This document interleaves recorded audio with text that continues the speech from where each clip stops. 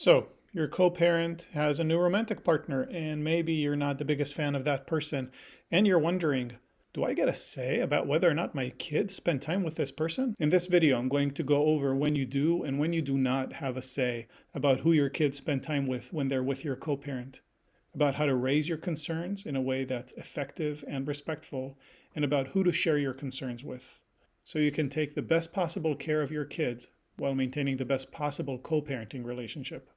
We have to start by asking, what is your concern exactly about this romantic partner? Is your concern about danger to your kids, some kind of actual, measurable, clear harm that can come to them? Or is it about something else? Maybe you're worried that this person will be a bad influence in the long term over your kids.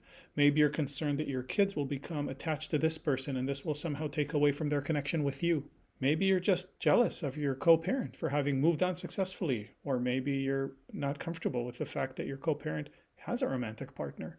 There are all kinds of possible reasons, but they fall into two main categories: risk of harm for your kids and everything else. It takes a little bit of exploring to figure out really what are your concerns. Sit down, write it down, talk about it with somebody, with a friend or your therapist or your spiritual leader, whoever is available to talk with, and get a good sense of what exactly is your concern about this. If your concern is not about clear and imminent danger to the kids and risk of harm, it falls in the everything else category. And in that case, I have some bad news for you. You cannot tell your co-parent what to do when your kids are not with you. In the same way that you would not want your co-parent controlling how you spend time with your kids and who they're interacting with when they're with you, you cannot dictate these kinds of things to your co-parent. It sucks. It doesn't feel good, but you have to respect your co-parent's decisions, or at least learn to live with them. You can communicate about it with your co-parent. It's a good idea to raise these concerns in writing, respectfully, thoughtfully. Explain exactly where you're concerned about. Give some examples of things that maybe you saw or heard about and things that you are worried might happen. And maybe you can work out together a way to address these concerns or mitigate them.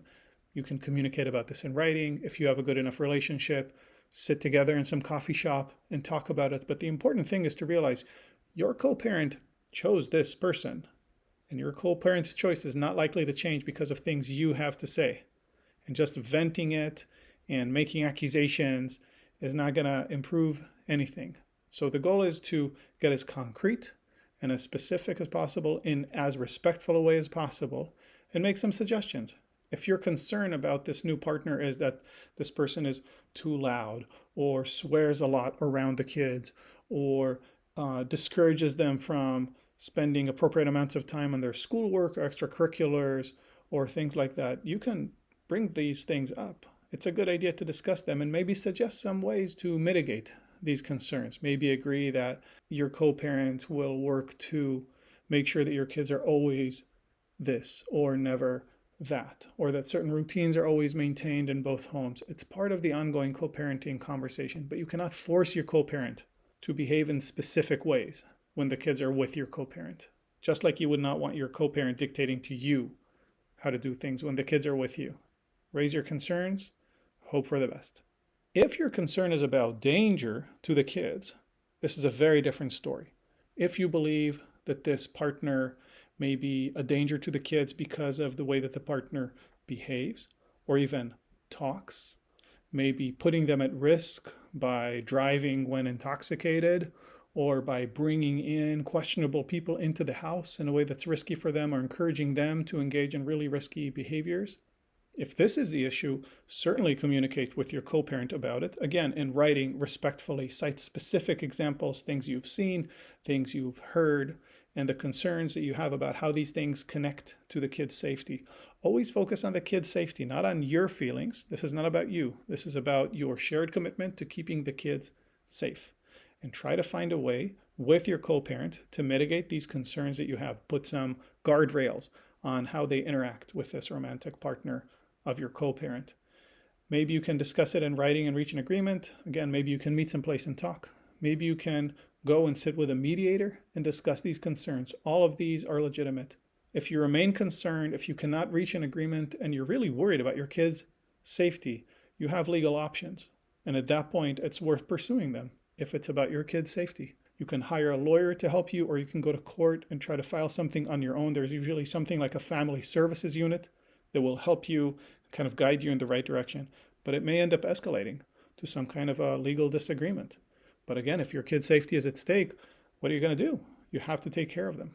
And regardless of whether this is a danger issue or a discomfort that you have with it issue, remember, you're always allowed to complain. I'm a big fan of complaining. I'm a big fan of reaching out and talking to people who care about you, about what's going on. It helps us think more clearly. It's good to feel supported. It helps us come up with ideas. So talk to somebody. Talk to your friends, talk to your family, talk to your therapist or coach, talk to your faith leader. Join our support group at divorcingdads.org. You're always welcome. Talk to your dog. Your dog will always think you're right, will always be on your side. And if you have a cat, well, that's a choice you made. But seriously, sometimes these things can get very frustrating. It's so hard to feel like we don't have control over what's happening with our kids. And these are feelings that we have to process somehow. We have to process them in a healthy way. And it's a good idea to process them without directing them at the co-parent, because that just makes matters worse. The more ill will there is, the more friction there is, the harder it is to coordinate. And then people start doing things just to annoy one another. It's a path you do not want to go down. So process your hard feelings away from your co-parent with your support group by doing things that you enjoy. There's so many things you can do to process your negative feelings. There's a whole separate video about this. And remember, talk to people. That's probably the most important thing. Well, that and getting enough sleep, but talk to people, super important. So there you have it. These are top considerations for when you do and do not have a say about how much time your kids spend with your co-parent's romantic partner and how to go about addressing your concerns in the most productive way possible. If you have any thoughts or questions or ideas, please put them in the comments. We all love hearing stories from other divorcing dads, share the wisdom, and support each other. I hope this was helpful.